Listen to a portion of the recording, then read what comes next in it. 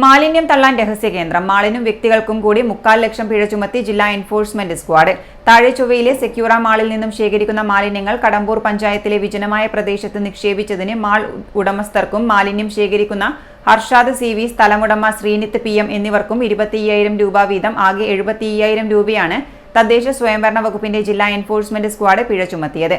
മാലിന്യ നിക്ഷേപം നടത്തുന്ന വ്യക്തിക്ക് ആക്രി ശേഖരിക്കാനുള്ള ലൈസൻസ് പോലും ഉണ്ടായിരുന്നില്ലെന്നും സ്ക്വാഡ് കണ്ടെത്തിയിട്ടുണ്ട്.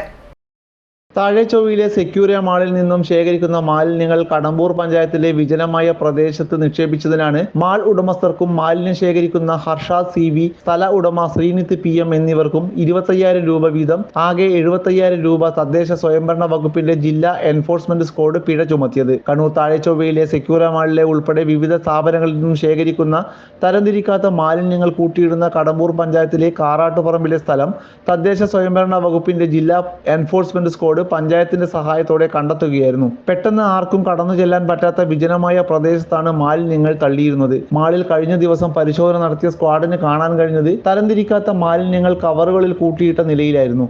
മാലിന്യങ്ങൾ കൈമാറുന്നതിന് ഏതെങ്കിലും ഏജൻസിയുമായുള്ള കരാർ ഹാജരാക്കുന്നതിന് മാനേജ്മെന്റിന് സാധിച്ചില്ല. ഫുഡ് കോർട്ടിൽ ഉപയോഗിക്കുന്ന ഡിസ്പോസിബിൾ പ്ലേറ്റുകൾ, ഗ്ലാസുകളുമായിരുന്നു അവയിൽ ഭൂരിഭാഗവും. കടമ്പൂർ പഞ്ചായത്ത് 1-ാം വാർഡിലെ രഹസ്യ മാലിന്യ നിക്ഷേപ കേന്ദ്രത്തിൽ ഇത്തരത്തിലുള്ള കെട്ടുകണക്കിന് മാലിന്യങ്ങളാണ് കൂട്ടിയിട്ടിരിക്കുന്നത്. പരിശോധനയിൽ സെക്യൂരിയ മാളിലെ സ്ക്രാപ്പ് സ്റ്റോക്ക് ട്രാൻസ്ഫർ രസീതി അടക്കമുള്ള രേഖകളാണ് കണ്ടെടുത്തത്.